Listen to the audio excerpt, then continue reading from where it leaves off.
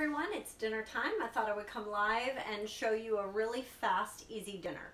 So I took our large stone. This is a well-seasoned stone, as you can tell, because it's black in color. The more you use it, the darker it gets. And with stoneware, I always say the uglier it is, the better it cooks. So you definitely want a well-seasoned stone. The pores through in the stoneware get the oils in them, and they become more seasoned, and they become more like a cast iron skillet. So what I'm going to do with that is I'm going to use our kitchen spritzer here, and you fill it to the line and you pump your own air in. So no more Pam spray on your cookware or on your stoneware, because Pam spray leaves a gummy, filmy buildup that you can't really get off. So what you do is you tighten the lid, and it's just regular, canola oil or grapeseed or avocado oil, whatever you use, and you just pump it until it gets really hard, because you're pumping your own air into it. And the key is that you want to burp it or bleed it when you're done. So I'm just going to spray this a good amount so that my seasoning, which I'm going to use is herb de Provence, will stick to it. And I have a red onion, and did you hear I opened it and I burped it? Boop. Hi guys! So when you guys are watching live, if you guys make a comment below, you're going to get 10 points. And if you watch it as a playback and you comment about what I'm cooking, you get 5 points. So we are using herb de Provence. This is a Pampered Chef rub. So I have colored potatoes, yellow, red, and white potatoes, carrots, and a red onion.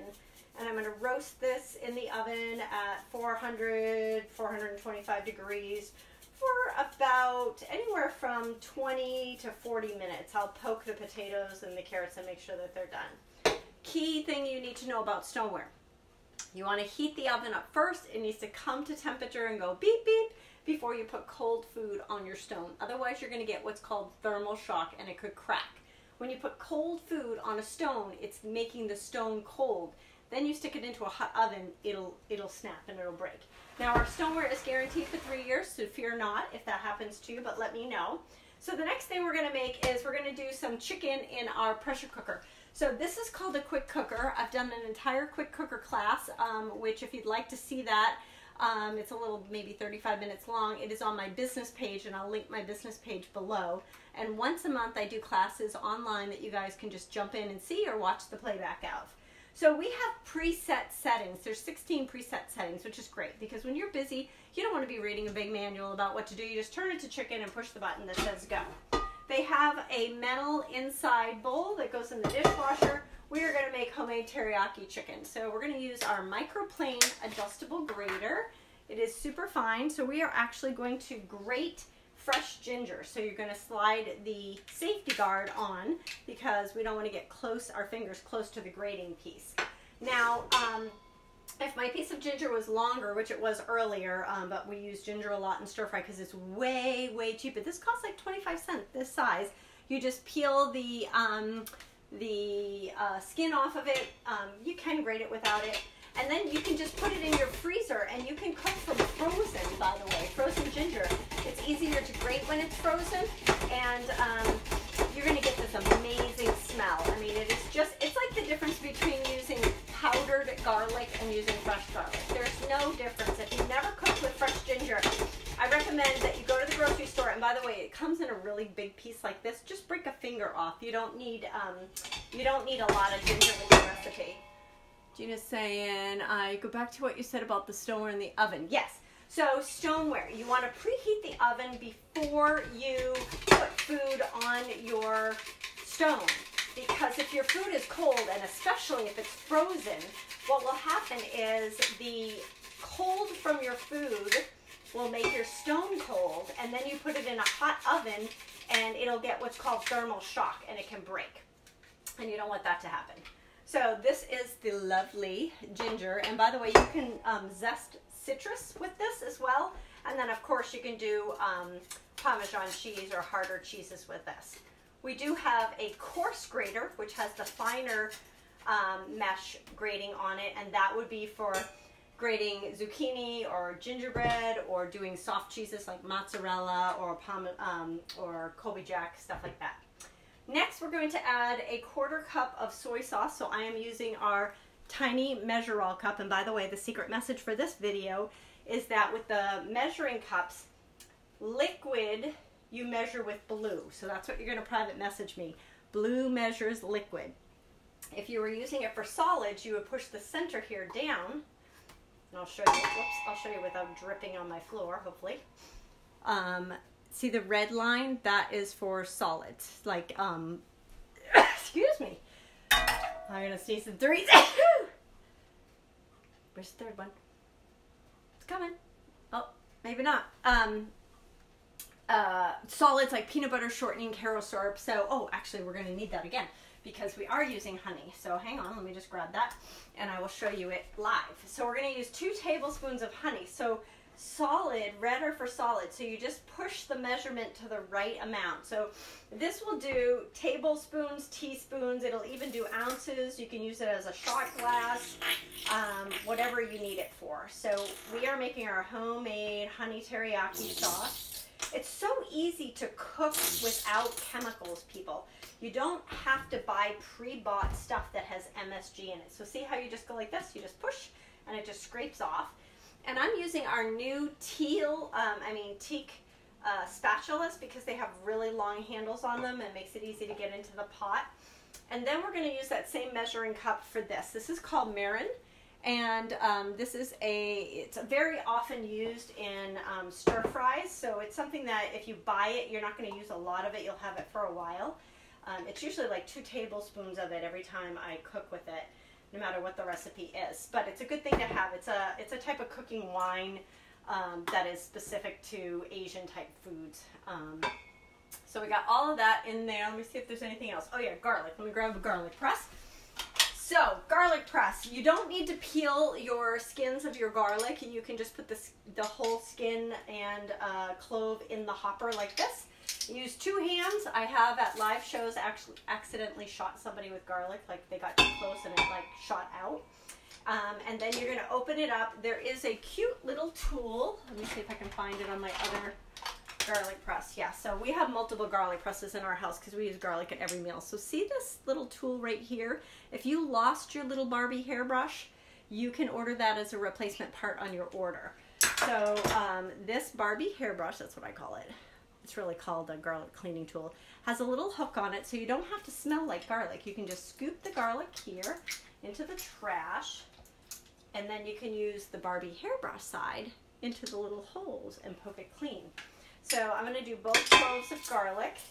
And a little tip for you guys, if anybody has arthritis in their hands, when you start to get old, you have to deal with that.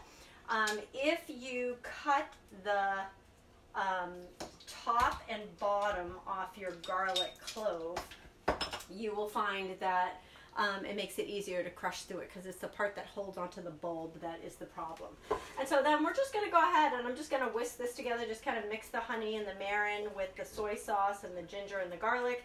And then I'm just going to dump my chicken thighs. And by the way, we're going to talk power cooking here for a quick second.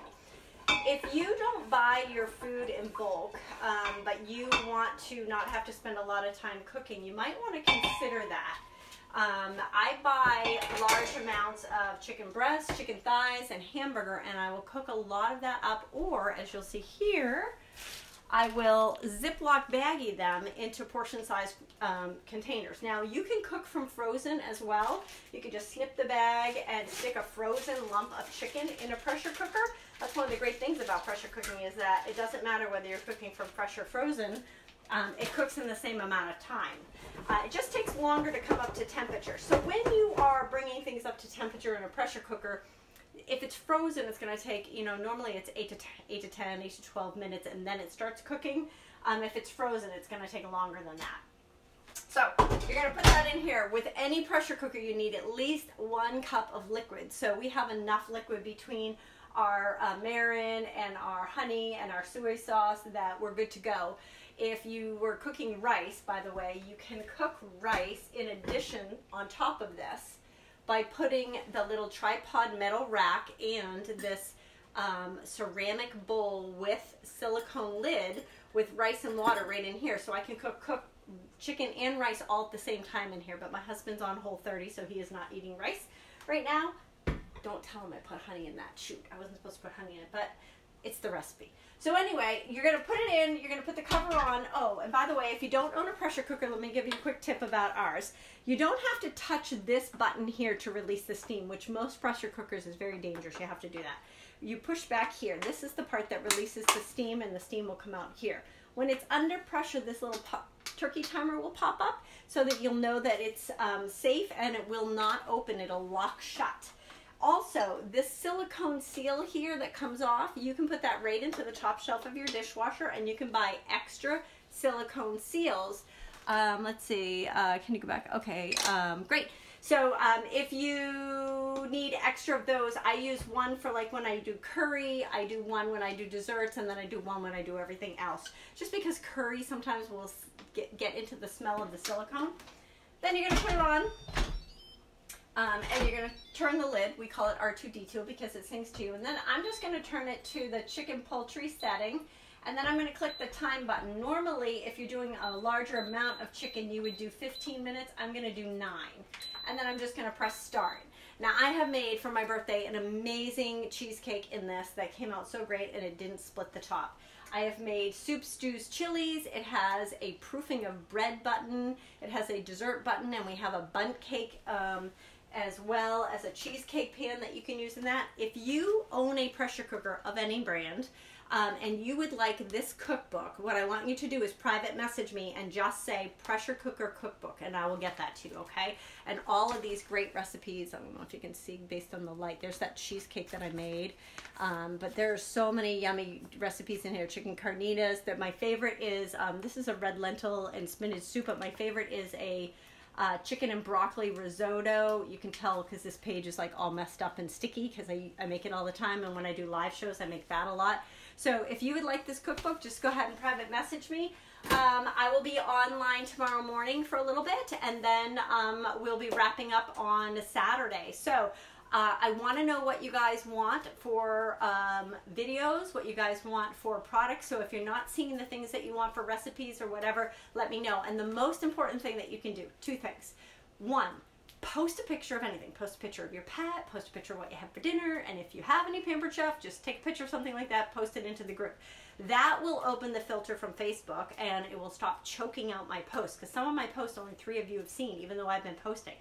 The other thing you can do is if you see a post that has recipes in it, because everybody wants recipes, but what happens is people look at the recipes, but nobody comments on those posts. So what happens is Facebook says, oh, these are posts people aren't interested in, and so the filter chokes down, and so they only show it to 2 or 3 people, which typically are the host in the party, because I'm friends with them on Facebook, and you and I aren't friends yet.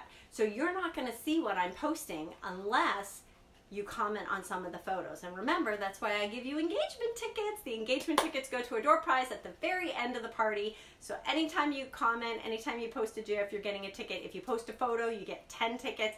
If you ask me a question about what I do for a living, my business, you get 25 tickets per question. So lots of fun things to do. I will see you all online. Thanks for watching The Reluctant Chef. Sue's cooking.